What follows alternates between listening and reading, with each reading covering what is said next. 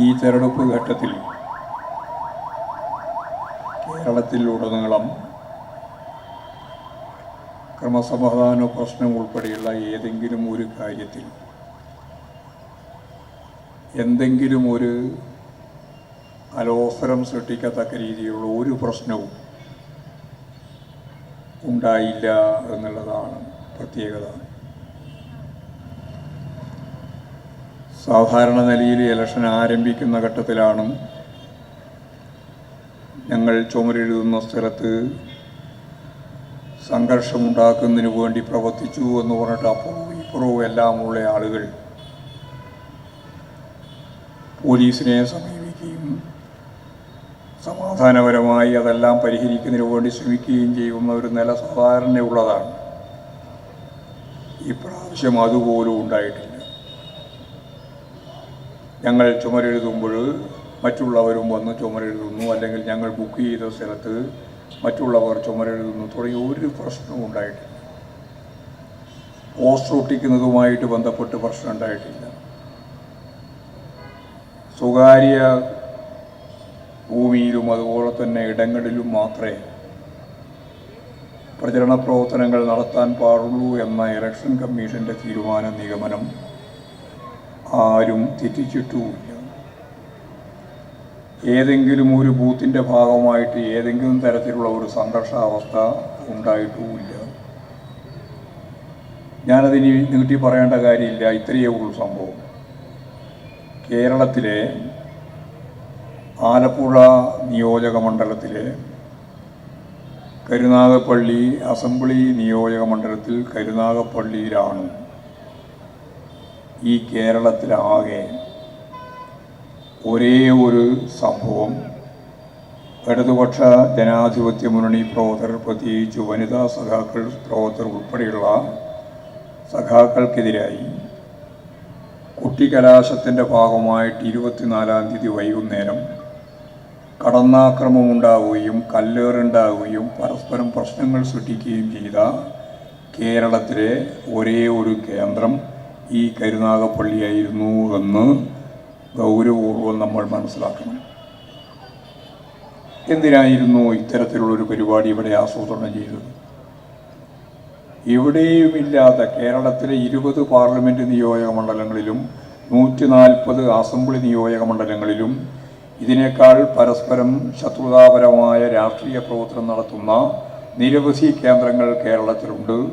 അവിടെ ഒന്നും ഇല്ലാത്ത സംഘർഷം സൃഷ്ടിക്കാൻ എന്തിനാണ് കരുനാഗപ്പള്ളിയിൽ മാത്രം സ്ത്രീകൾ ഉൾപ്പെടെയുള്ള സഖാക്കൾക്ക്, പ്രവർത്തകർക്ക് നേരെ കടന്നാക്രമണം നടത്താൻ ഉൾപ്പെടെ MLAയുടെ മുൻകൈയോടുകൂടി ഇവിടെ ഈ പരിപാടി ആസൂത്രണം ചെയ്തത് എന്ന കാര്യമാണ് ഗൗരവപൂർവം ആലോചിക്കേണ്ടത്. അതാ പ്രശ്നം. വേറെ ഒരു പ്രശ്നം കൂടിയില്ല. ഞാൻ നേരത്തെ പറഞ്ഞു, എവിടെയില്ല കേരളത്തിൽ.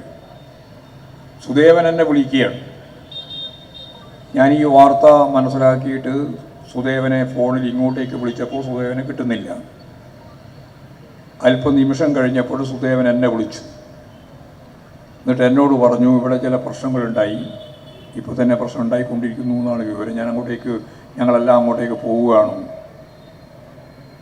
അപ്പോൾ എവിടെയുമില്ലാതെ കേരളത്തിലെ 20 പാർലമെൻറ്റ് നിയോജക മണ്ഡലങ്ങളിലും ഇല്ലാത്ത സംഘർഷപരമായ ഒരവസ്ഥ കരുനാഗപ്പള്ളിയിൽ സൃഷ്ടിച്ചതിൻ്റെ പിന്നിൽ കൃത്യമായ ഗൂഢമായ ഉദ്ദേശമുണ്ട് എന്ന കാര്യം ഇടതുപക്ഷ ജനാധിപത്യ മുന്നണി പ്രവർത്തകരും ജനങ്ങളും തിരിച്ചറിയണമെന്നാണ് എനിക്ക് ആദ്യമായിട്ട് ചൂണ്ടിക്കാണിക്കാനുള്ള കാര്യം.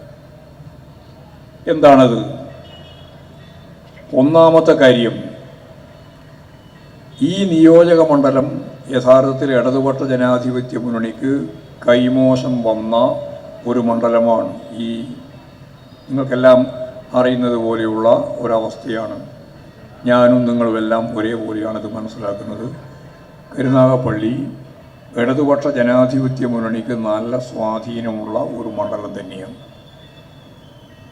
ആ മണ്ഡലത്തിൽ കഴിഞ്ഞ പ്രാവശ്യം ഒരു കൈത്തെറ്റ് പറ്റി. ആ കൈത്തെറ്റാണ് യഥാർത്ഥത്തിൽ ഈ MLA ജയിക്കാൻ ഇടയായത്. ഇപ്പോൾ ഏതാണ്ട് 3 വർഷമായി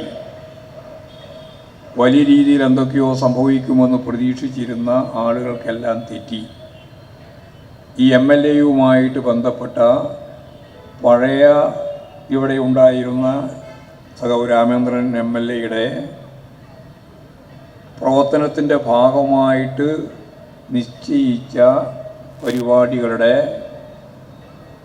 പ്രവൃത്തി പൂർത്തിയാക്കുന്ന സന്ദർഭത്തിലുള്ള അധ്യക്ഷ പ്രസംഗം ഒഴിച്ചു.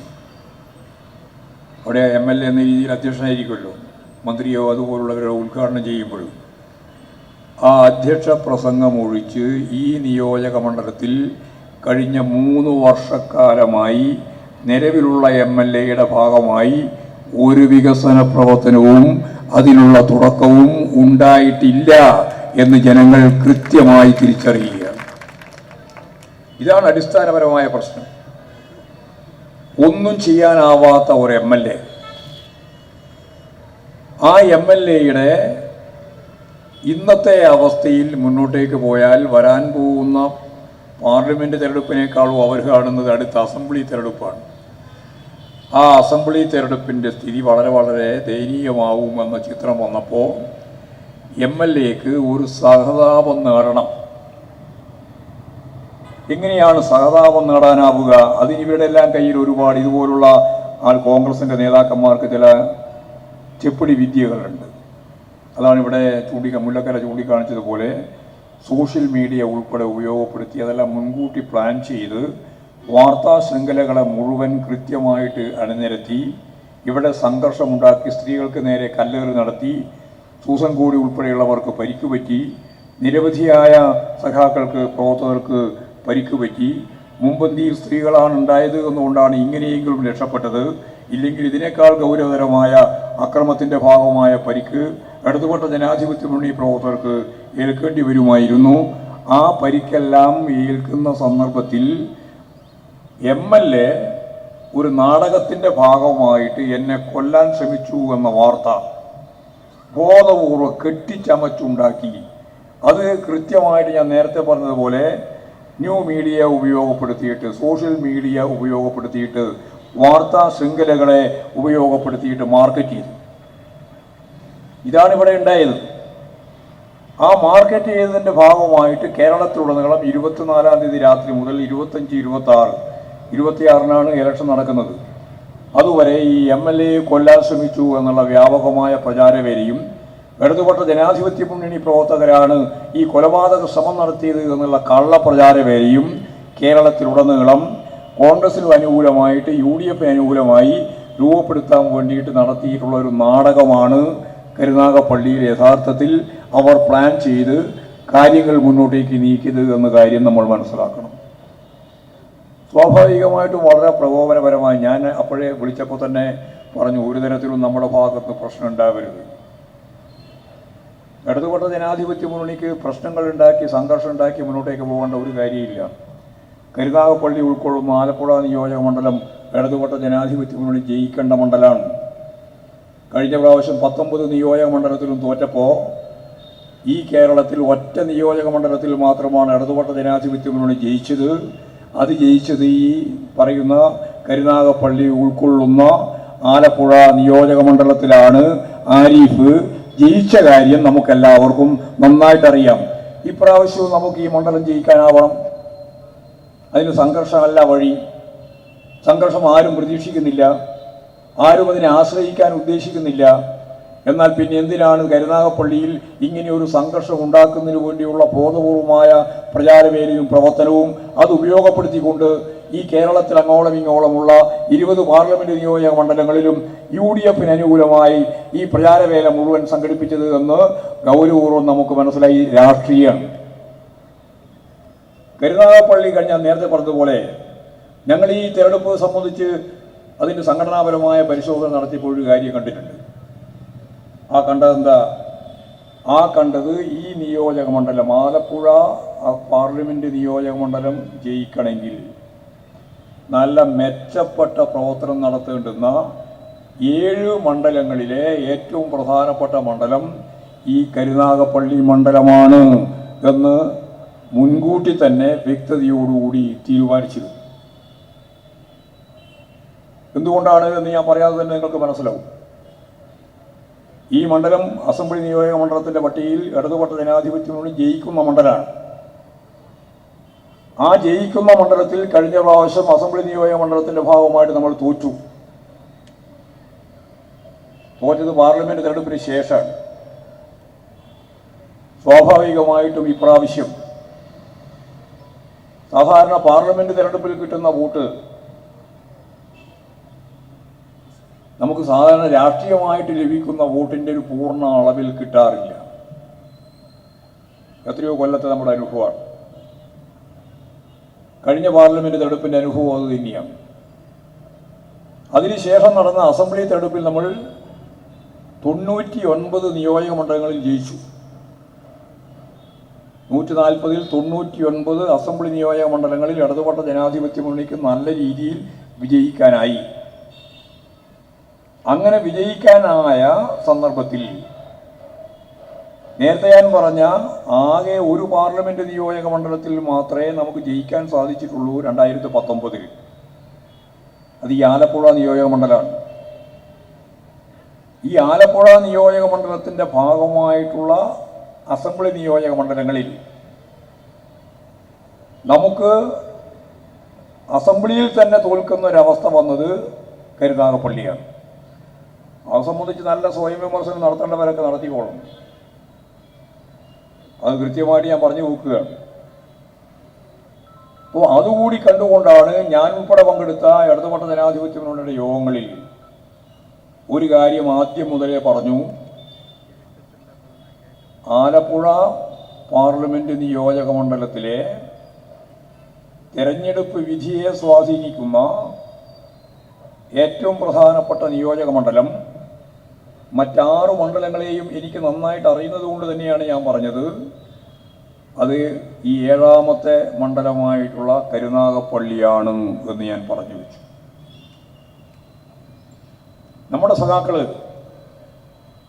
വളരെ ഫലപ്രദമായ രീതിയിൽ ഈ നിയോജക മണ്ഡലത്തിൻ്റെ അസംബ്ലി നിയോജക മണ്ഡലത്തിൻ്റെ പ്രവർത്തനത്തിൽ ഇടതുപക്ഷ ജനാധിപത്യ മുന്നണിക്ക് വേണ്ടിയുള്ള തികച്ചും ശാസ്ത്രീയമായ ജനകീയമായ തെരഞ്ഞെടുപ്പ് പ്രക്രിയയിൽ തന്നെയാണ് മുമ്പോട്ടേക്ക് വന്നത്.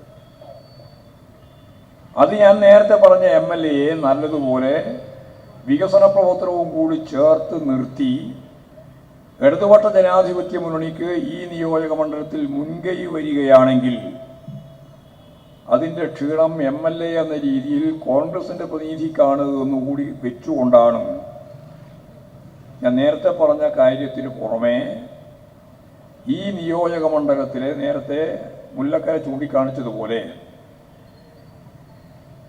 ഈ നിയോജക മണ്ഡലത്തിൽ കരുനാഗപ്പള്ളി നിയോജക മണ്ഡലത്തിൽ ഒരു സംഘർഷ പരിസ്ഥിതി സൃഷ്ടിച്ച് നമ്മുടെ വോട്ട് ഇടതുപക്ഷ ജനാധിപത്യ മുന്നണിക്ക് കിട്ടേണ്ടുന്ന വോട്ടിൽ കുറവ് വരുത്താനും സഹതാപം ഉപയോഗിച്ചുകൂടി ഇവിടെ UDFൻ്റെ പഴയ ഭൂരിപക്ഷത്തിലേക്ക് എത്താനും വേണ്ടി നടത്തിയ ശ്രമവും ചേർന്നാണ് കേരളത്തിലെ 19 പാർലമെൻറ്റ് നിയോജക മണ്ഡലത്തിലും 139 അസംബ്ലി നിയോജക മണ്ഡലത്തിലും ഇല്ലാത്ത പ്രശ്നം ഈ കരുനാഗപ്പള്ളിയിൽ മാത്രം ഉണ്ടാക്കിയത്. അതിൻ്റെ പൂർണ്ണമായ ഉത്തരവാദിത്വം UDFനാണ് എന്ന് പറയുമ്പോൾ അതിൻ്റെ കേന്ദ്ര ബിന്ദു ആരാണോ ഗുണഭോക്താവ് എന്ന് പരിശോധിച്ചാൽ മറ്റാരുമല്ല, ഇവിടെയുള്ള MLA ആണ് എന്ന കാര്യം വ്യക്തമാക്കാൻ ഞാൻ ആഗ്രഹിക്കുകയാണ്. ഇത് രണ്ടും ചേർത്തുകൊണ്ടൊരു കാര്യം കൂടി പറയാം. ഇപ്പോൾ കല്ലേറുണ്ടായി നമ്മുടെ സഖാക്കൾ ഉൾപ്പെടെ സൂസൻ കോഴി ഉൾപ്പെടെ ആശുപത്രിയിൽ കടന്നു. നല്ല പരിക്കുള്ള സഖാക്കളുണ്ടായിരുന്നു. പോലീസ് ഇതിൻ്റെ ഒരു ഘട്ടത്തിൽ പോലീസിന് നേരെ കല്ലേറ് നടന്നു. 6 മണി ഇതിൻ്റെ സമയം അവസാനിക്കുന്നവരെ അവർ സമീപനം പാലിച്ചു. അതിനുശേഷവും പിരിഞ്ഞു പോകാത്ത സാഹചര്യം വന്നു. അപ്പോഴാണ് പോലീസ് ഇടപെടലുണ്ടായത്. ആ ഇടപെടലിൻ്റെ ഭാഗമായിട്ട് നമ്മുടെ സഖാക്കൾക്കും അതുപോലെ തന്നെ എല്ലാവർക്കും പരിക്ക് പറ്റിയിട്ടുണ്ട്. ആ രീതിയിലുള്ള കാര്യങ്ങൾ ഇവിടെ ആസൂത്രണം ചെയ്തതിൻ്റെ പിന്നിൽ പ്രവർത്തിച്ചതാണ് ഞാൻ ആദ്യം തന്നെ വിശദീകരിച്ചത്. ഇതിൻ്റെ ഭാഗമായിട്ട് കേസ് വന്നു. സ്വാഭാവികമാണ് കേസ് വരുമ്പോൾ അന്തം വിട്ടു പോകുന്നവരൊന്നുമല്ലല്ലോ ഇടതുപക്ഷ ജനാധിപത്യ മുന്നണി പ്രവർത്തകർ. ഞങ്ങളുടെ എല്ലാം പേരിൽ എത്ര കേസ് ഉണ്ടായിട്ടുണ്ട്. ഇപ്പോഴും കേസ് ഉണ്ടായിക്കൊണ്ടിരിക്കുകയല്ലേ. ആ കേസ് ഉണ്ടാവുക എന്നുള്ളത് ശരിയാണ്. പക്ഷേ MLAയുടെ പേരിൽ കേസ് വന്നപ്പോൾ വധശ്രമത്തിനാണ് കേസ് വന്നത്. വധശ്രമത്തിന് കേസ് വന്നപ്പോൾ ആ കേസിൽ നിന്ന് രക്ഷപ്പെടാൻ ജനകീയമായ രീതിയിൽ ഞങ്ങൾ ജനങ്ങളെ സംഘടിപ്പിച്ച് അതിന് പ്രതിപക്ഷ നേതാവും അഖിലേന്ത്യാ ജനറൽ സെക്രട്ടറിയും മുൻ പ്രതിപക്ഷ നേതാവും എല്ലാം പങ്കെടുത്ത് ജുഡീഷ്യൽ അന്വേഷണമെന്ന ഒരു പുതിയ മുദ്രാവാക്യം വെച്ച് ഈ കേസിൽ നിന്ന് രക്ഷപ്പെടാം എന്നാണ് നിങ്ങൾ ധരിക്കുന്നതെങ്കിൽ ആ കാര്യം നടക്കാൻ പോകുന്നില്ല എന്ന കാര്യത്തിൽ സംശയം വേണ്ട. ജുഡീഷ്യൽ അന്വേഷണം എന്തിൻ്റെ ജുഡീഷ്യൽ അന്വേഷണം? ആർക്കായി ഇത് മനസ്സിലാവാതെ? പകൽ വെളിച്ചം പോലെ മുഴുവൻ ആളുകൾക്കും മനസ്സിലായ കാര്യമില്ലേ? നിങ്ങളാണ് കടന്നാക്രമണം നടത്തിയത്. ആ കടന്നാക്രമണത്തിന്റെ ഭാഗമായിട്ടാണ് സ്ത്രീകൾ ഉൾപ്പെടെയുള്ളവർക്ക് പരിക്ക് പറ്റിയത്. നിങ്ങളാണ് കല്ലെറിഞ്ഞത്. നിങ്ങളാണ് വാഹനം തകർക്കാൻ കൂട്ടുനിന്നത്. നിങ്ങളാണ് ഈ പറയുന്ന എല്ലാ പ്രകോപനങ്ങളും സൃഷ്ടിക്കാൻ വേണ്ടി നേതൃത്വം കൊടുത്തത്. പിന്നെ എവിടെയാണ് ജുഡീഷ്യൽ അന്വേഷണം വേണ്ടത്? ജുഡീഷ്യൽ അന്വേഷണത്തിന്റെ മുദ്രാവാക്യത്തിന്റെ പ്രസക്തി ഞങ്ങൾക്ക് മനസ്സിലായി. അതെന്താ? ഇതാ കാര്യം. MLA ഉൾപ്പെടെ വധശ്രമം ഉൾപ്പെടെയുള്ള കേസിൽ പ്രതിയായി. അങ്ങനെ പ്രതിയാകുമ്പോൾ സ്വാഭാവികമായിട്ടും റിമാൻഡിലേക്ക് പോവും, പിന്നെ ജാമ്യം എടുക്കേണ്ടി വരും. അത് കോൺഗ്രസ്സുകാരെ സംബന്ധിച്ചിടത്തോളം ഒരു ശീലമുള്ളതല്ല. ഇടതുപക്ഷ ജനാധിപത്യ മുന്നണിയെ സംബന്ധിച്ചിടത്തോളം, പ്രത്യേകിച്ച് ഇടതുപക്ഷക്കാരെ സംബന്ധിച്ചിടത്തോളം ഇങ്ങനെയുള്ള കേസും കേസിന്റെ ഭാഗമായിട്ടുള്ള ജയിലിന്റെ ഭാഗമായിട്ടുള്ള പീഡനങ്ങളും എത്രയോ കാലമായിട്ട് ഇവിടെ പറഞ്ഞില്ലേ. ദേശീയ സ്വാതന്ത്ര്യ പ്രസ്ഥാനത്തിന്റെ കാലഘട്ടം മുതൽ ഇങ്ങോട്ട് തുടർന്നു വന്ന ഒരു പ്രക്രിയ തന്നെയാണ്. അതുകൊണ്ട് ഞങ്ങൾക്കെതിരായിട്ട് കേസ് വന്നു എന്നുള്ളത് കൊണ്ട് ഞങ്ങളാരും അതിൻ്റെ മുമ്പിൽ കീഴടങ്ങി ഇനി ഇതിൻ്റെ ഭാഗമായിട്ടുള്ളൊരു പ്രവർത്തനത്തിലുമില്ല എന്ന് പറയാൻ പോകുന്നവരല്ല. എന്നാൽ കോൺഗ്രസ് നേതാക്കന്മാർ ഉൾപ്പെടെ MLA ഉൾപ്പെടെ ഞാൻ നേരത്തെ പറഞ്ഞതുപോലെ കേസിൽ പ്രതിയായിട്ട് മുമ്പോട്ടേക്ക് വരുമ്പോൾ ആ കേസ് എങ്ങനെയാണ് ഒഴിവാക്കാനാവുക, ആ കേസിൽ നിന്ന് എങ്ങനെയാണ് മുക്തി നേടാനാവുക, അതിനാവശ്യമായ രീതിയിലുള്ള ഒരു മുദ്രാവാക്യം, അതാണ് ജുഡീഷ്യൽ എൻക്വയറി എന്ന് നിങ്ങൾ പറഞ്ഞത്. അത് സ്വാഭാവികമായിട്ട് ഈ കേരളത്തിൽ നടക്കാൻ പോകുന്നില്ല. കരുനാഗപ്പള്ളി ഈ സംഭവത്തിന്റെ ഭാഗമായിട്ടുണ്ടാവാനും പോകുന്നില്ല എന്ന കാര്യവും ഞാൻ ഈ സന്ദർഭത്തിൽ തന്നെ ചൂണ്ടിക്കാണിക്കുകയാണ്. ഇങ്ങനെയുള്ള ഒരു സാഹചര്യം ഞാൻ നേരത്തെ പറഞ്ഞതുപോലെ കേരളത്തിലെ ഇടതുപക്ഷ ജനാധിപത്യ മുന്നണി, അതിൻ്റെ ഗവൺമെൻറ് വളരെ സ്വതന്ത്രമായ രീതിയിലുള്ള ഇലക്ഷൻ പ്രക്രിയയിലേക്ക് മുഴുവൻ വോട്ടർമാർക്കും പോകാൻ, സാധാരണ ഇലക്ഷൻ കഴിഞ്ഞാൽ എന്തെല്ലാം കള്ളപ്രചരണങ്ങളാണെങ്കിലും ഉണ്ടാവാറുണ്ട്, ഒന്നും ഇപ്രാവശ്യം ഉണ്ടായില്ല. ഇലക്ഷൻ കഴിഞ്ഞിട്ടും ഉണ്ടായില്ല. അപ്പോൾ സ്വാഭാവികമായിട്ടും ഇടതുപക്ഷ ജനാധിപത്യ മുന്നണി അതിൻ്റെ രാഷ്ട്രീയ സമീപനങ്ങൾ വളരെ ഫലപ്രദമായ രീതിയിൽ തന്നെയാണ് ജനങ്ങളുടെ മുമ്പിൽ അവതരിപ്പിച്ചത്. ഞങ്ങളൊരു കാര്യം പറഞ്ഞു, ഈ തെരഞ്ഞെടുപ്പിൻ്റെ ഭാഗമായിട്ട് നടക്കുന്ന പ്രകടനങ്ങൾ, പൊതുയോഗങ്ങൾ, അതിൻ്റെ ഭാഗമായിട്ടുള്ള പ്രസംഗങ്ങൾ, കുടുംബയോഗങ്ങൾ, ലക്ഷക്കണക്കിന് കുടുംബയോഗങ്ങൾ ഇപ്രാവശ്യം കേരളത്തിൽ നടന്നു. അത് കേരളത്തിൻ്റെ തെരഞ്ഞെടുപ്പ് ചരിത്രത്തിലെ റെക്കോർഡാണ്. ഓരോ അസംബ്ലി നിയോജക മണ്ഡലത്തിൽ ഞങ്ങൾ പരിശോധിച്ച് നോക്കിയപ്പോൾ 4000 വരെ കുടുംബ യോഗങ്ങൾ നടന്നിട്ടുണ്ട്. കുടുംബ സദസ്സ് ഒരു അസംബ്ലി മണ്ഡലത്തിൽ 4000-4500 വരെ നടന്നു. 2000-2500 നടന്ന അസംബ്ലികളുമുണ്ട്. നിങ്ങൾ 140 മണ്ഡലത്തിലും കണക്ക് കൂട്ടി നോക്കൂ. ഞങ്ങളത് കണ്ടു. ഞങ്ങൾ കൃത്യമായിട്ട് പരിശോധിച്ചപ്പോൾ കണ്ടു, കേരളത്തിലെ ഇടതുപക്ഷ ജനാധിപത്യ മുന്നണിക്ക് ലഭിക്കുന്ന വോട്ട്, ആ വോട്ടിൽ മഹാഭൂരിപക്ഷം ആളുകളും ഇത്തരത്തിലുള്ള ഏതെങ്കിലും യോഗങ്ങളിലായിട്ട് പങ്കെടുത്തിട്ടുണ്ട്. 1. 2, ആകെയുള്ള വോട്ടർമാർ, അതിപ്പോൾ ഞങ്ങൾ മാത്രമല്ലല്ലോ, എല്ലാം കൂടി ചേർന്ന വോട്ടർമാരിലെ ഏതാണ്ട് 50% ആളുകൾ കുടുംബയോഗങ്ങളിൽ മാത്രം പങ്കെടുത്തിട്ടുണ്ട്. ഇതൊരു സർവകാല റെക്കോർഡാണ്. കേരളത്തിൻ്റെ ഇലക്ഷൻ ചരിത്രത്തിൽ ഇത്രയും ലക്ഷക്കണക്കിന് ആളുകൾ പങ്കെടുത്ത ചെറുതും വലുതുമായ എന്ന് പറഞ്ഞാൽ ഒരു ബൂത്തിൽ 15, 20, 40 വരെയാണ് കുടുംബയോഗം നടന്നത്.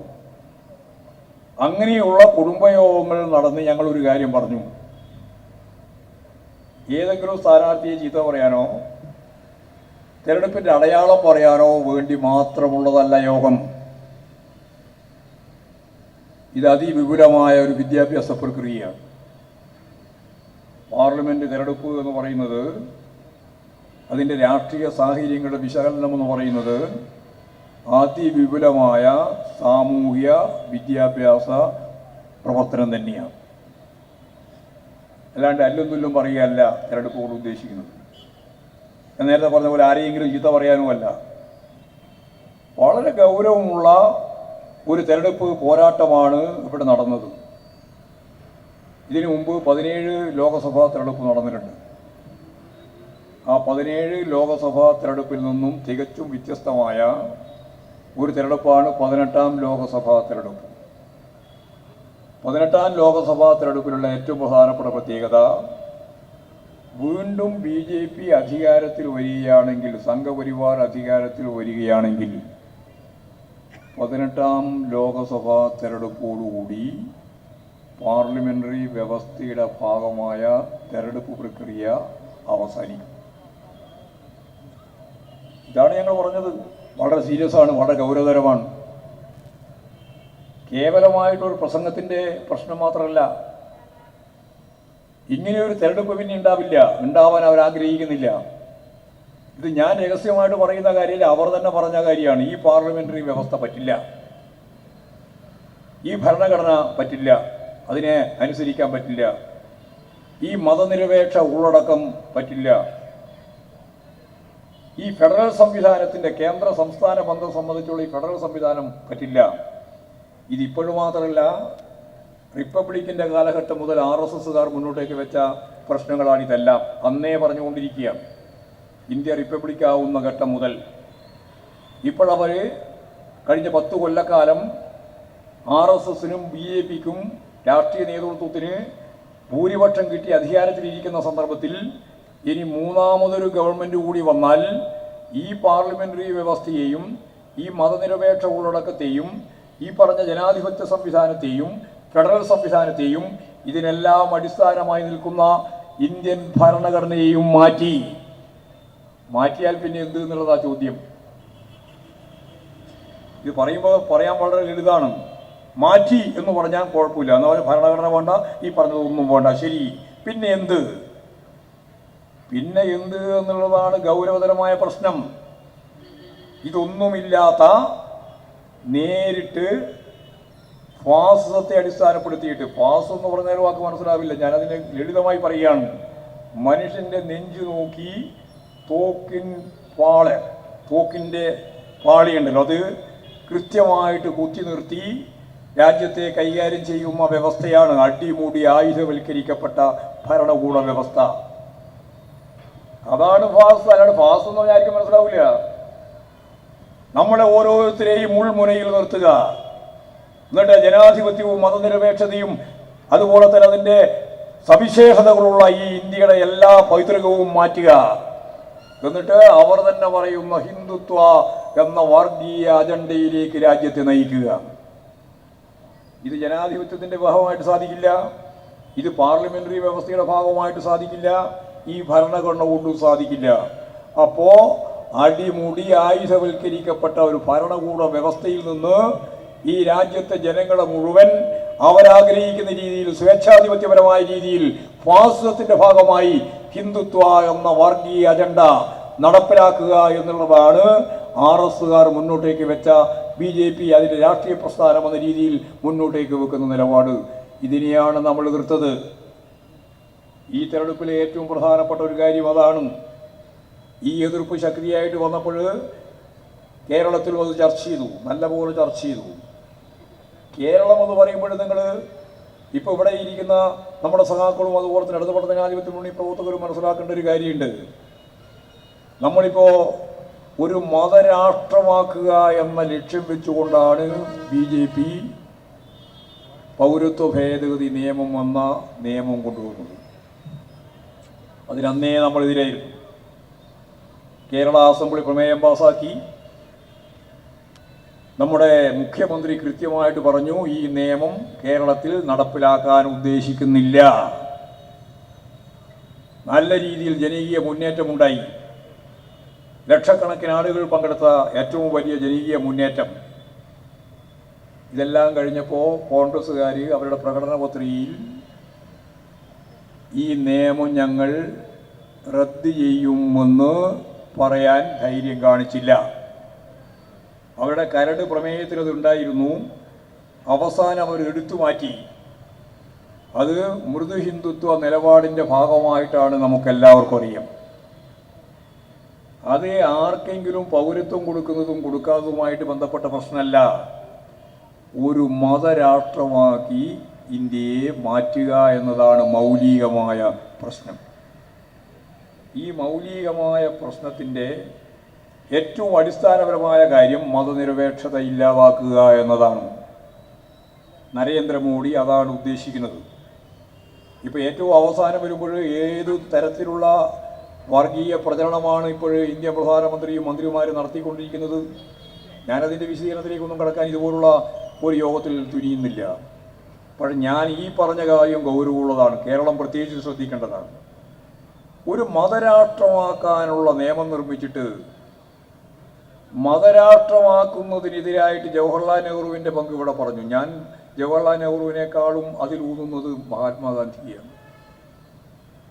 യഥാർത്ഥത്തിൽ ഇന്ത്യക്ക് സ്വാതന്ത്ര്യം കിട്ടിയിട്ട് വർഷം പൂർത്തിയാകുന്നതിന് മുമ്പ് മഹാത്മാഗാന്ധിയെ എന്തിനാണ് ഹിന്ദു വർഗീയവാദികൾ കൊന്നത് എന്നതിന് ഒറ്റ ഉത്തരം മാത്രമേ ഉള്ളൂ.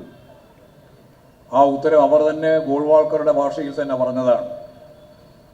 പാകിസ്ഥാന് ഒരു മുസ്ലിം രാഷ്ട്രം കിട്ടി, ഇന്ത്യക്ക് ഒരു ഹിന്ദു രാജ്യം കിട്ടിയില്ല. ആരാണിതിനെതിരായിട്ട് നിന്നത് എന്നതിന് കൃത്യമായിട്ട് അവർ വിളിച്ചു ചേർത്ത് 2000-ഓളം ആളുകൾ പങ്കെടുത്ത ഈ RSSൻ്റെ ഏറ്റവും പ്രധാനപ്പെട്ട ഒരു വിഭാഗമാണ് പ്രചാരകർ. ആ പ്രചാരകരുടെ യോഗത്തിൽ അവർ കൃത്യമായിട്ട് പറഞ്ഞു, യഥാർത്ഥത്തിൽ മഹാത്മാഗാന്ധി, ആ ഗാന്ധി എന്നവർ വെറും ഗാന്ധി എന്നേ പറഞ്ഞിട്ടുള്ളൂ, മഹാത്മാ ഞാൻ കൂടി ചർച്ചയാണ്, ഈ ഗാന്ധിയാണെന്നാണ് പരമപുച്ഛത്തോടെ. ആ ഗാന്ധി, ഹിന്ദു രാഷ്ട്രത്തിന് പിന്തുണ നൽകാത്ത ഗാന്ധി ഇന്ത്യയിൽ നിലനിൽക്കാൻ അർഹതയില്ല എന്നാണ് അവർ പ്രഖ്യാപിച്ചത്. അതിൻ്റെ പ്രസംഗത്തിൻ്റെ വർബാറ്റ ഇപ്പോഴും നമ്മുടെ മുമ്പിലുണ്ട്. ഡൽഹി മ്യൂസിയത്തിൽ അതിൻ്റെ കൃത്യമായ പദാനുപദമുണ്ട്. അന്ന് പ്രസംഗിച്ചത് ഇങ്ങനെയാണ് ഗോൾവാൾക്കർ. നിങ്ങൾക്കെല്ലാം അറിയാം, സർസംഘചാലക് ഗോൾവാൾക്കറാണ് അവരുടെ പ്രത്യശാസ്ത്രക്കാരൻ. അദ്ദേഹം പറഞ്ഞു, ഇവിടെ ഹിന്ദുരാഷ്ട്രം സൃഷ്ടിക്കാൻ അനുവദിക്കാത്ത ഈ ഗാന്ധി എന്നിട്ട് ഇന്ത്യൻ ഖജനാവിൽ നിന്ന് കോടാനുകോടി ഉറുപ്പിക പാകിസ്ഥാൻ ഖജനാവിലേക്ക് മാറ്റണമെന്നാവശ്യപ്പെട്ട് സമരമുഖത്ത് വരുന്ന ഈ ഗാന്ധി ഇതേ നില തുടർന്നാൽ ഈ ഗാന്ധിയെ നിശബ്ദനാക്കേണ്ടി വരുമെന്നാണ് ഗോൾവാൾക്കറുടെ പ്രസംഗം. ആ പ്രസംഗം നടന്ന് ആഴ്ചകൾ കഴിഞ്ഞപ്പോൾ ഗോഡ്സെ മഹാത്മാഗാന്ധിയെ വെടിവെച്ചു കൊന്നു. മഹാത്മാഗാന്ധിയെ ഗോഡ്സെ അല്ലെങ്കിൽ വേറെ ആരെങ്കിലും വെടിവെച്ച് കൊല്ലുമായിരുന്നു. ഈ ആശയം തലക്ക് പിടിച്ച മതഭ്രാന്തന്മാർ മഹാത്മാഗാന്ധിയെ കൊല്ലുമായിരുന്നു. പക്ഷെ ഗോഡ്സെക്കാണ് അതിൻ്റെ അവസരം കിട്ടിയത്. ഞാൻ ഈ ഒരു കാര്യം കൂടി പറഞ്ഞിട്ട് ഈ ഭാഗം നിർത്താം. നമ്മൾ ഈ കേരളം വളരെയേറെ ഗൗരവത്തോടുകൂടി ഈ ഒരു 7 പ്രാവശ്യം ഈ പ്രാവശ്യത്തെ തെരഞ്ഞെടുപ്പിൻ്റെ ഭാഗമായിട്ട് നരേന്ദ്രമോദി ഇവിടെ വന്നു. ഒരു സീറ്റും കിട്ടില്ല എന്ന് അവർക്കറിയാം. ഇന്നൊരു പത്രപ്രവർത്തകർ എന്നോട് ചോദിച്ചു, 3 മണ്ഡലങ്ങൾ ഉറപ്പായിട്ട് ജയിക്കുമെന്ന് അവർ പറയുന്നുണ്ടല്ലോ. ഞാൻ ചോദിച്ചു, ഏതൊക്കെ മണ്ഡലമാണ്? 1 തിരുവനന്തപുരം, 2 തൃശ്ശൂർ, 3 ആറ്റിങ്ങൽ. ഈ 3 മണ്ഡലം BJP ഉറപ്പായിട്ടും ജയിക്കും. 10 മണ്ഡലത്തിലധികം മണ്ഡലം ജയിക്കാൻ സാധ്യതയുണ്ട് എന്ന് മുമ്പ് തന്നെ നരേന്ദ്രമോദി ഇവിടെ വന്ന് 2 അക്കമാണെങ്കിൽ ചുരുങ്ങിയത് 10 ആവണമല്ലോ, അത്രയും ജയിക്കുമെന്ന് പറഞ്ഞതിന് ശേഷം നിങ്ങളെങ്ങനെയാണ് ഈ BJPയുടെ വിജയത്തെ കാണുന്നത് എന്ന് എന്നോട് ചോദിച്ചു. ഞാൻ ഒരു കാര്യം ഉറപ്പായിട്ട് പറഞ്ഞു, കേരളത്തിലെ 20 പാർലമെൻറ്റ് നിയോജക മണ്ഡലങ്ങളിൽ നിന്ന് ഒരു സീറ്റും BJP ജയിച്ചു വരുന്ന പ്രശ്നം ഉത്ഭവിക്കുന്നില്ല. ഒരു സീറ്റും ജയിക്കില്ല. അതിൽ ഈ 3 പെടും. തിരുവനന്തപുരവും പെടും, അതുപോലെ തന്നെ തൃശ്ശൂരും വരും, അതുപോലെ നിങ്ങൾക്ക് അറിയുന്ന ആറ്റിങ്ങലും വരും. ഒരു സീറ്റും ജയിക്കാൻ പോകുന്നില്ല. കോൺഗ്രസ് 20 സീറ്റും ജയിക്കുമെന്ന് പറഞ്ഞല്ലോ എന്ന് പറഞ്ഞു.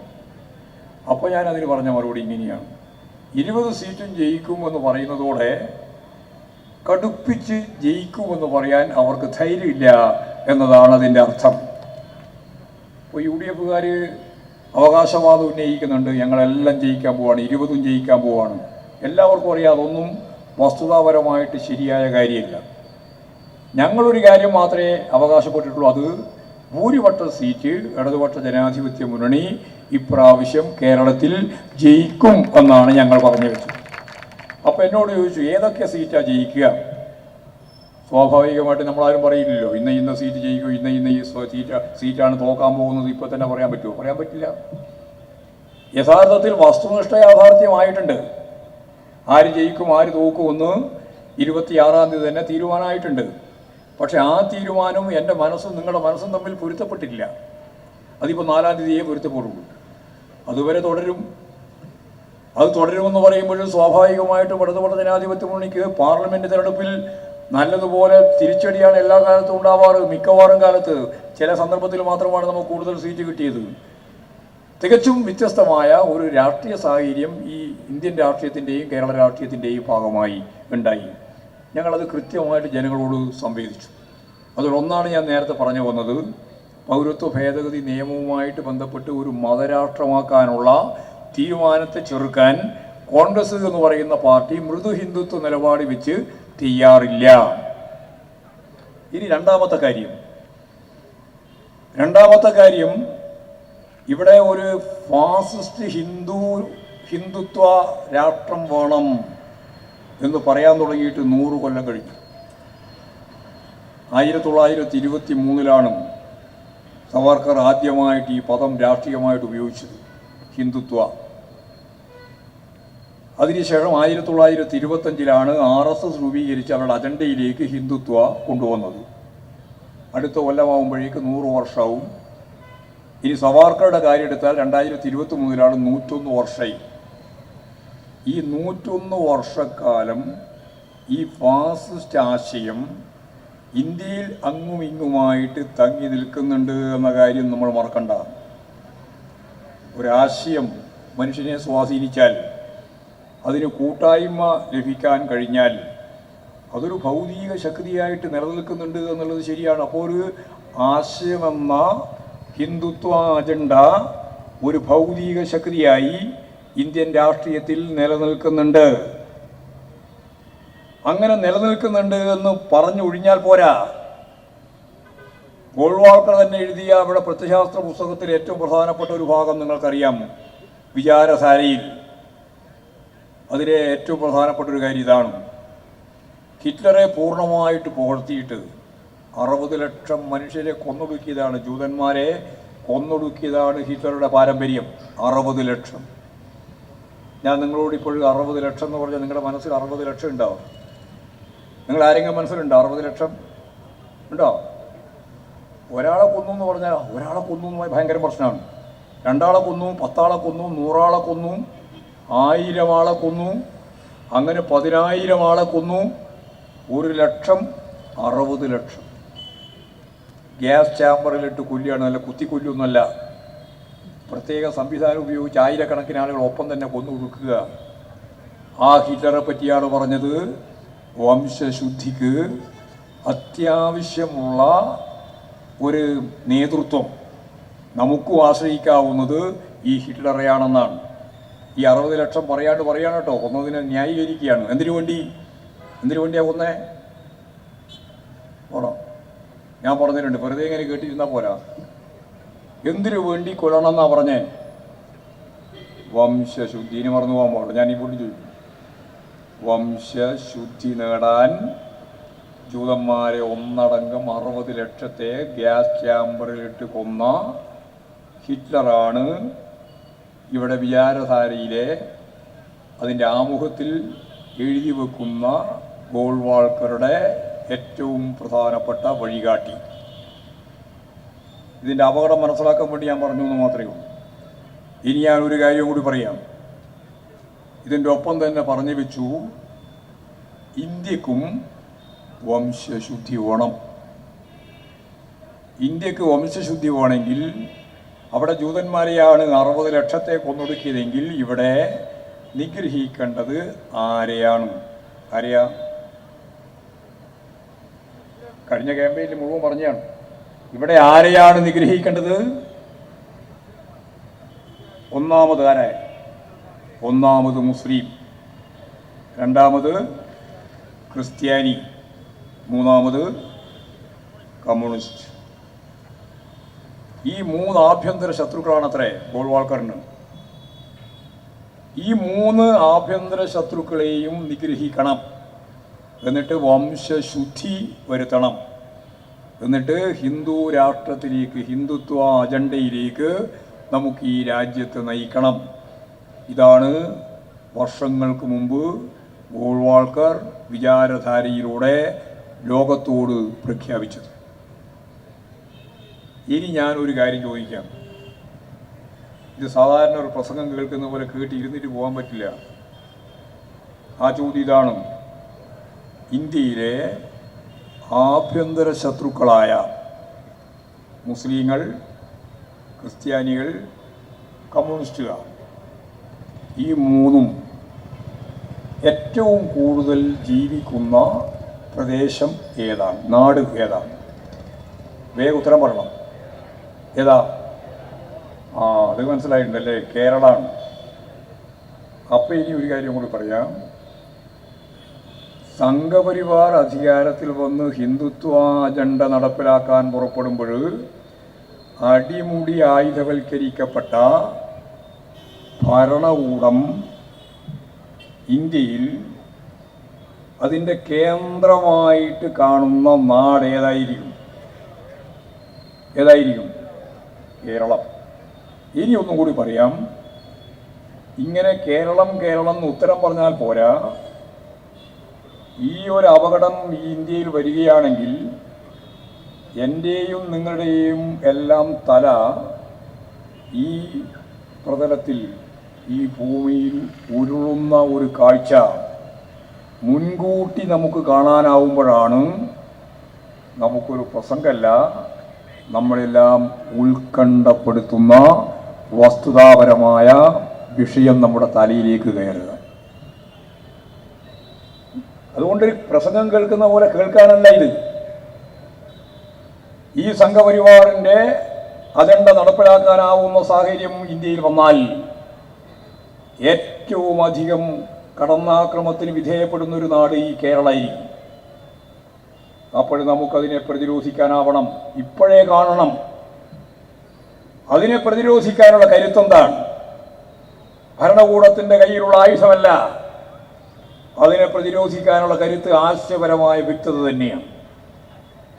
വർഗീയതക്കെതിരായി പൊരുതാൻ, വർഗീയ ശക്തികൾക്കെതിരായിട്ട് പൊരുതാൻ ഈ കേരളത്തിലെ ജനങ്ങളെ പ്രാപ്തമാക്കുക. ആ പ്രാപ്തമാക്കുന്നതിന് വേണ്ടിയുള്ള ബോധപൂർവമായ പ്രവർത്തനത്തിൽ ഇടതുപക്ഷ ശക്തികൾക്ക്, CPM-ന്, CPI-ക്ക് ഉൾപ്പെടെ വളരെയേറെ ശ്രദ്ധേയമായ പ്രവർത്തനങ്ങളും ഉത്തരവാദിത്വങ്ങളും നിർവഹിക്കാനുണ്ട്. അതിൻ്റെ ഒപ്പം നിന്നുകൊണ്ട് ഈ ഭൂമിയിൽ നിന്ന് നമുക്കറിയാം, ഈ പാവപ്പെട്ട ജനങ്ങളുടെ ജീവിതത്തെ മുന്നോട്ടേക്ക് നയിക്കാൻ ശ്രമിച്ച ഈ കേരള മോഡലിൻ്റെ ഭാഗമായിട്ട് ഈ കേരളത്തെ ഇനിയും മുന്നോട്ടേക്ക് ഒരു മാതൃകയായി, ഇന്ത്യയുടെ ഒരു ബദലായി രൂപപ്പെടുത്താൻ വേണ്ടി നടത്തിക്കൊണ്ടിരിക്കുന്ന നമ്മുടെ ശ്രമത്തെ മുന്നിലേക്ക് നയിക്കാൻ സാധിക്കത്തക്ക രീതിയിൽ നമുക്കിതിനെയെല്ലാം കൃത്യതയോടുകൂടി അഭിമുഖീകരിക്കാനും അതിനെല്ലാം നേരിടാനുമുള്ള ജനകീയ മുന്നേറ്റം, കരുത്ത് നമുക്ക് ആർജിക്കാനാവും.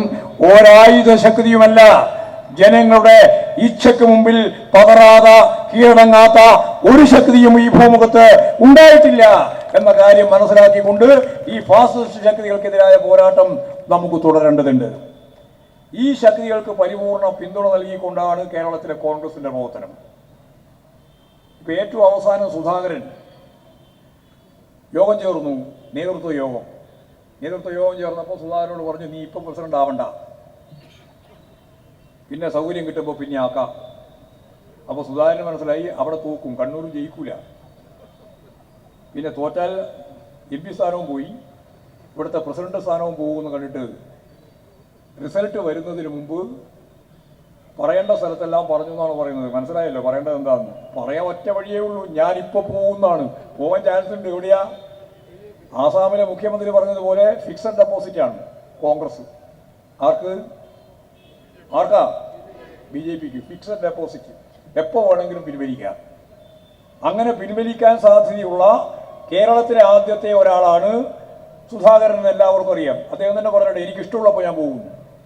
അങ്ങനെ പോകാൻ സാധ്യതയുള്ള ഒരാൾ ഉറപ്പായിട്ട് പറഞ്ഞിട്ടുണ്ടാവും, എന്നെ പ്രസിഡന്റ് ആക്കുന്നില്ലെങ്കിൽ ഞാൻ വേറെ പണി നോക്കും. വേറെ പണി നോക്കുക എന്ന് പറഞ്ഞാൽ കോൺഗ്രസ്സുകാർക്ക് അറിയാം എന്താ പണിയെന്ന്. അപ്പോൾ ഒരു യോഗം നടത്താൻ നോക്കണ്ട, വേഗം തന്നെ പ്രസിഡന്റ് ആയിക്കോ പറഞ്ഞു. അങ്ങനെയാണ് പോയിട്ട് പ്രസിഡന്റായത്. പ്രസിഡന്റ് ആകുമ്പോൾ സ്വാഭാവികമായിട്ട് അവിടെ എം ഹസനായിരുന്നു ആക്ടിംഗ് പ്രസിഡന്റ്. അദ്ദേഹം ഉണ്ടോ? അദ്ദേഹമില്ല. ചാർജ് ഏൽപ്പിക്കേണ്ട ആളില്ല. പ്രമുഖ നേതാക്കൾ ആരെങ്കിലും ഉണ്ടോ? ആരുമില്ല. ഞാൻ പ്രസിഡന്റ് ആകുമെന്ന് തീരുമാനിച്ചു, പ്രസിഡന്റായി. എന്നിട്ട് ഒരു കാര്യവും കൂടി പറഞ്ഞു, ഈ അസം വേണ്ടതും വേണ്ടാത്തതുമായ ഒരുപാട് കാര്യം ചെയ്തിട്ടുണ്ട്, അതെല്ലാം ഞാൻ മാറ്റും.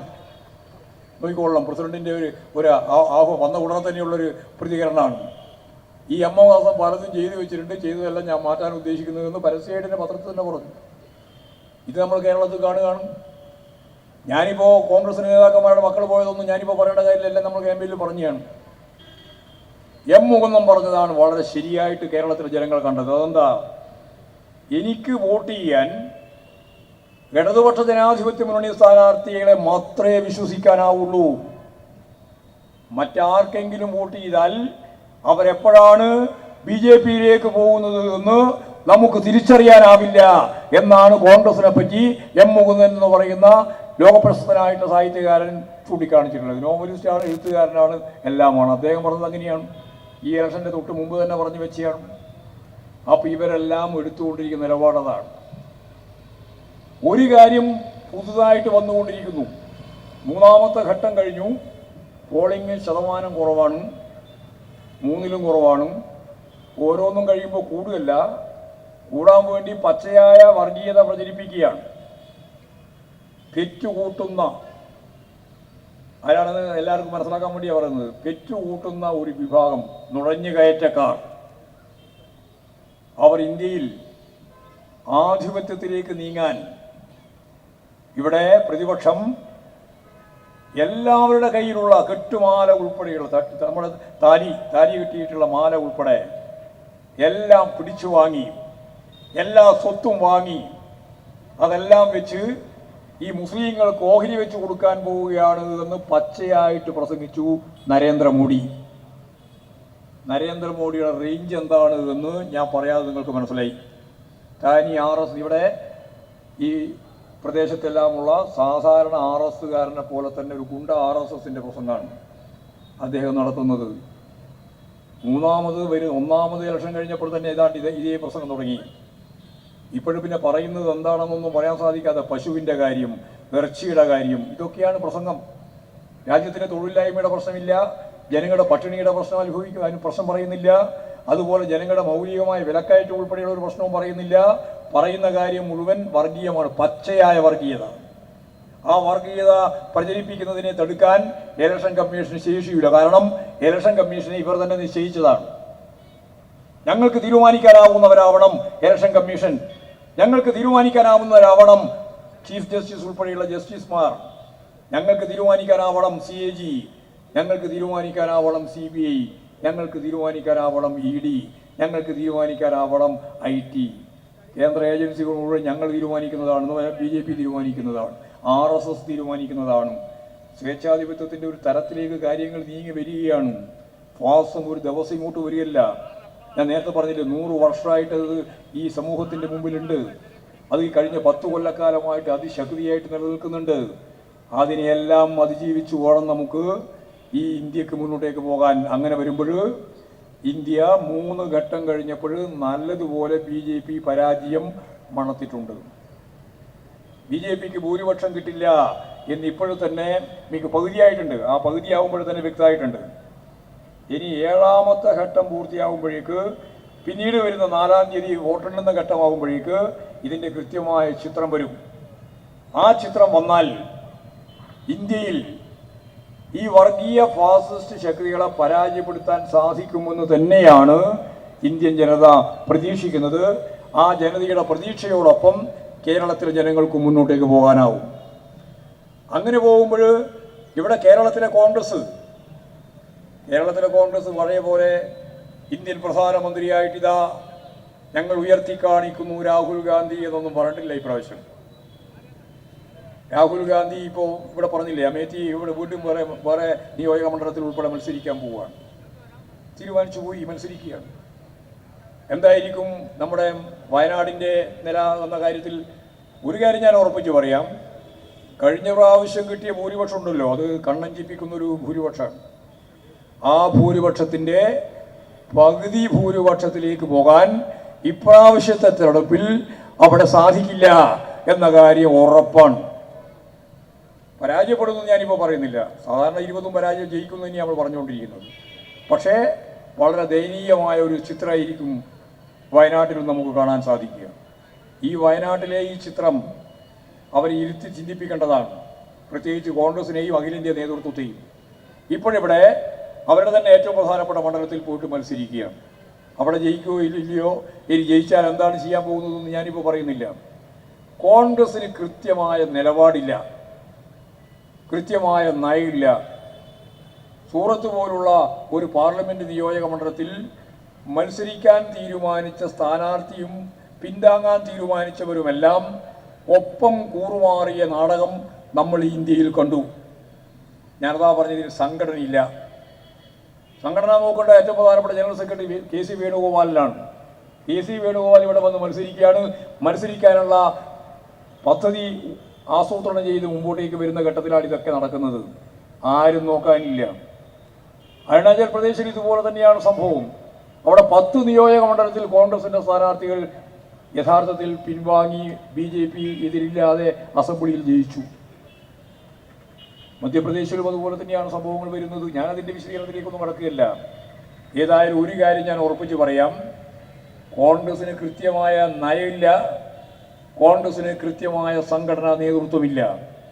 അത് കേരളത്തിൽ ഉൾപ്പെടെ ഇന്ത്യയിലെ മുഴുവൻ സംസ്ഥാനങ്ങളിൽ ബാധകമാകുന്ന ഒരു ചിത്രമായിട്ട് നിൽക്കുകയാണ്. ഇങ്ങനെ ഒരു സാഹചര്യത്തിൽ BJPയെ തറപറ്റിച്ച് ഇവിടെ മതനിരപേക്ഷ ഉള്ളടക്കം അംഗീകരിക്കുന്ന എല്ലാവരെയും ചേർത്ത് മുന്നോട്ടേക്ക് പോകുന്നതിന് നേതൃത്വപരമായ പങ്കുവഹിക്കേണ്ടുന്ന ആ ഉത്തരവാദിത്തങ്ങൾ നിർവഹിക്കാൻ കോൺഗ്രസിന് പ്രാപ്തിയില്ല എന്നുള്ളതാണ് ഇന്നത്തെ ഇന്ത്യൻ രാഷ്ട്രീയത്തിലെ ഏറ്റവും പ്രധാനപ്പെട്ട പ്രശ്നം. ഏതായാലും ആരാഗ്രഹിച്ചാലും ആഗ്രഹിച്ചില്ലെങ്കിലും BJPയെ തോൽപ്പിക്കാനായാൽ നമ്മുടെ അനുഭവങ്ങളുണ്ട്. നിരവധിയായ സന്ദർഭങ്ങളിൽ പിന്നീട് ഗവൺമെൻറ് രൂപീകരിച്ചിട്ടുണ്ട്, പ്രധാനമന്ത്രിമാരെ തീരുമാനിച്ചിട്ടുണ്ട്, മന്ത്രിമാരെ തീരുമാനിച്ചിട്ടുണ്ട്. ആ തലത്തിലേക്ക് കേരളത്തിൽ നിന്നും ഇന്ത്യയിൽ നിന്നുമെല്ലാം ജനാധിപത്യ ശക്തികൾക്ക് നല്ലതുപോലെ മുൻകൈയോടുകൂടി മുമ്പോട്ടേക്ക് വരാൻ കഴിഞ്ഞാൽ ഒരു സംശയമില്ല, BJP 2024 തെരഞ്ഞെടുപ്പിൽ പാർലമെൻറ്റിൽ ഭൂരിപക്ഷമില്ലാത്ത ഒരു പാർട്ടിയായിട്ട് മാറിയാൽ ആ സന്ദർഭത്തിൽ ഫലപ്രദമായി ഇടതുപക്ഷ ജനാധിപത്യ മതനിരപേക്ഷ ശക്തികൾക്ക് ഇന്ത്യൻ ഭരണ സംവിധാനത്തിലേക്ക് മുന്നോട്ടേക്ക് പോകാനുള്ള ശേഷി ലഭിക്കും എന്ന് തന്നെയാണ് വാർത്താ മാധ്യമങ്ങൾ ഉൾപ്പെടെയുള്ള എല്ലാ ശൃംഖലകളിൽ നിന്നും ഇപ്പോഴും കിട്ടിക്കൊണ്ടിരിക്കുന്നത്. ഇന്നലെ വരെ അദാനിക്ക് വേണ്ടി അതുപോലെ തന്നെ അംബാനിക്ക് വേണ്ടി പ്രവർത്തിച്ച് അവരെ ലോകത്തിലെ ഏറ്റവും വലിയ മുതലാളിമാരാക്കാൻ ശ്രമിച്ച നരേന്ദ്രമോദി ഇന്നലെ പറഞ്ഞത് കോൺഗ്രസ് ആണ് അദാനിക്ക് വേണ്ടി അംബാനിക്ക് വേണ്ടി പ്രവർത്തിക്കുന്നത് എന്നാണ്. അവർ തമ്മിലൊരു ബന്ധം ഉണ്ടാക്കി വെച്ചിരിക്കുന്നു എന്നാണ്. പരാജയം മണത്തിരിക്കുന്നു എന്നതിന് ഇതിനപ്പുറം ഒരു തെളിവ് വേണ്ട. അദാനിയുടെയും അംബാനിയുടെയും ഏറ്റവും പ്രധാനപ്പെട്ട അതിൻ്റെ വക്താവെ പോലെ ഈ നരേന്ദ്രമോദി കാലം അത്രയും 10 വർഷക്കാലവും പ്രവർത്തിച്ച് ലോകത്തിലെ ഏറ്റവും വലിയ മുതലാളിമാരുടെ പട്ടികയിലേക്ക് ഈ രണ്ടിനെയും, അദാനിയുടെ ഒരു ദിവസത്തെ എല്ലാം കഴിച്ച് ആസ്തിയിലേക്ക് മുതൽ കൂട്ടുന്നത് ഒരു ദിവസം 1600 കോടിയാണ്. 1600 കോടി. എത്രയായിരം കോടിയാണ് നരേന്ദ്രമോദിക്ക് ലഭിച്ചതെന്ന് ഞാനിപ്പോൾ പറയുന്നില്ല, നിങ്ങൾക്ക് ഊഹിക്കാം. ഒരു ദിവസം എന്ന് പറയുന്നത് 1600 കോടിയായി. അപ്പോൾ 2 ദിവസത്തെ പണം കൊടുത്താൽ എത്രയായി? 3200 കോടി. 2 ദിവസത്തെ വരുമാനമല്ല, അതിൻ്റെ ആസ്തി വർധനവ് 2 ദിവസം വേണ്ടെന്ന് വെച്ചാൽ പോരെ? 365 ദിവസം ഉണ്ടല്ലോ ഇത്. ഇതെല്ലാം ഇവർ ചാക്ക് കെട്ടിയ പണവുമായിട്ട് തന്നെയാണ് പോകുന്നത്. ഇപ്പോൾ നരേന്ദ്രമോദി പറയാണ് ചാക്ക് കെട്ടിയ പണവുമായി കോൺഗ്രസ് പുറപ്പെട്ടിരിക്കുന്നു എന്നാണ് ഇപ്പോൾ പറഞ്ഞുകൊണ്ടിരിക്കുന്നത്. അപ്പോൾ ഉറപ്പായിട്ടൊരു കാര്യം അവർക്ക് മനസ്സിലായി, ഇവരൊന്നും പൂർണ്ണമായി എല്ലാ കാലത്തും ഞങ്ങൾ ഭരണത്തിൻ്റെ ഭാഗമാണ് എന്ന് വിചാരിച്ച് ഞങ്ങൾ പിന്തുണക്കുന്നതല്ല. അവസരവാദ നിലപാടുണ്ട് എന്ന് പറയാൻ വേണ്ടിയിട്ടാണ് കോൺഗ്രസിനെ കൂട്ടിച്ചേർത്ത് അദാനിയെയും അംബാനിയെയും ഇന്നലെ പറഞ്ഞു വെച്ചിട്ടുള്ളത്. അപ്പോൾ എല്ലാ അർത്ഥത്തിലും നമുക്ക് മനസ്സിലാവും ഈ BJPക്ക് അധികാരം നഷ്ടപ്പെടാൻ പോവുകയാണ്. 3 എണ്ണം കഴിഞ്ഞിനി 4 എണ്ണം ഉണ്ട്, 4 ഘട്ടമുണ്ട്. ആ ഘട്ടത്തിലൂടെ കടന്നു പോകുന്ന എല്ലാവർക്കും ഓരോ ദിവസത്തെ ഗ്രാഫ് പോലെ മനസ്സിലാക്കാൻ കഴിയുന്ന ചിത്രമാണിത്. അതുകൊണ്ട് നമുക്ക് തീർച്ചയായും ഈ കേരളത്തിൽ ഇടതുപക്ഷ ജനാധിപത്യ മുന്നണി ഗവൺമെന്റിനെ അങ്ങേയറ്റം പകപോകലിന്റെ ഭാഗമായിട്ട് കൈകാര്യം ചെയ്യാണ്. നേരത്തെ പറഞ്ഞ ആ ദേഷ്യം തന്നെയാണ്. ത്രിപുര പരാജയപ്പെട്ടപ്പോൾ ഇന്ത്യൻ പ്രധാനമന്ത്രി പറഞ്ഞ് നെക്സ്റ്റ് കേരളമാണെന്നാണ്. ഈ 7 പ്രാവശ്യം കേരളത്തിൽ വന്നത് വെറുതെയല്ല. ഞാൻ നേരത്തെ പറഞ്ഞ ഏറ്റവും കൂടുതൽ ശത്രുക്കൾ, ആഭ്യന്തര ശത്രുക്കൾ ജീവിക്കുന്ന നാടായ കേരളത്തെ തറപറ്റിക്കാൻ എന്ത് വഴിയെന്ന് അന്വേഷിച്ചുകൊണ്ട് തന്നെയാണ് വന്നിട്ടുള്ളത്. നരേന്ദ്രമോദി അതെ, നരേന്ദ്രമോദിയോടൊപ്പമുള്ള BJP നേതാക്കന്മാരെല്ലാം അത് തന്നെയാണ്. ഇതെല്ലാം മനസ്സിൽ വെച്ച് വളരെ ശക്തിയായി ഇടതുപക്ഷ ജനാധിപത്യ മുന്നണിക്ക് മതനിരപേക്ഷ ഉള്ളടക്കത്തോടെ മുന്നോട്ടേക്ക് പോകാനാവണം. അതിന് കരുത്തു നൽകുന്ന ഒന്നായിരിക്കും ഈ 24-ൽ നടന്ന 18ാമത് ലോക്സഭാ തെരഞ്ഞെടുപ്പ് എന്ന് മാത്രം ചൂണ്ടിക്കാണിച്ചുകൊണ്ട് അതിശക്തിയായ പ്രതിഷേധം. ഇവിടെ ഒരു തരത്തിലും കുഴപ്പമില്ലാതിരുന്ന ഒരു പ്രദേശത്ത്, സംഘർഷമില്ലാതിരുന്ന കേരളത്തിൽ സംഘർഷം ഉണ്ടാക്കാൻ തീരുമാനിച്ച് പുറപ്പെട്ട MLA-യുടെയും UDF-ന്റെയും നിലപാട് ഈ കേരളത്തിലെ മുഴുവൻ ജനങ്ങളും അതിശക്തിയായി എതിർക്കുകയാണ്, പ്രതിഷേധിക്കുകയാണ്.